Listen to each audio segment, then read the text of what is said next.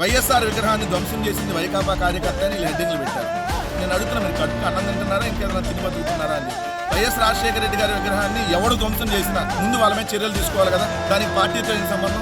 అతను వైకాపా కార్యకర్త అని మీరు అంటున్నారు కదా. అంటే వైఎస్ఆర్ కాంగ్రెస్ పార్టీలో ఎప్పుడో 4 ఏళ్ల క్రితం పనిచేస్తే వైఎస్ఆర్ కాంగ్రెస్ పార్టీలో ఉన్నట్టేనా? అంటే ఈ రోజు రఘురామకృష్ణరాజు మా పార్టీలోంచి వెళ్ళిపోయాడు, మా పార్టీలో ఉన్నట్టేనా? ఏదైతే వేమిరెడ్డి ప్రభాకర్ రెడ్డి, వేమిరెడ్డి ప్రశాంత్, లేదంటే మంత్రి పాదసారు, వీళ్ళందరూ కూడా మా పార్టీలోనే ఉన్నారు అంతకుముందు. సో ఇప్పుడు వేరే పార్టీ, మీ పార్టీలోకి వెళ్ళిపోయారు. అంటే ఈయన ఆల్రెడీ 2023లోనే మీ పార్టీలో జాయిన్ అయ్యాడు. ఎలక్షన్స్ ముందు మీ పార్టీలో జాయిన్ అయ్యి ఈరోజు మీ పార్టీలో ఉన్నాడు. జనసేనకు సంబంధించినటువంటి ఫ్లెక్స్ కూడా కట్టినటువంటిది ఆల్రెడీ, దాన్ని వీడియోలో కూడా మీకు ఇక్కడ చూస్తే అర్థమైంది. జనసేన నేతగా ఫ్లెక్సీలో నిందితుడు ఫోటో మీకు బాక్స్లో చూస్తే అర్థమైంది. అదేవిధంగా మంత్రి ఫరూక్ కుమార్తో ఈ జమల ఎవరైతే ఉన్నారో ఈయన ఫోటో.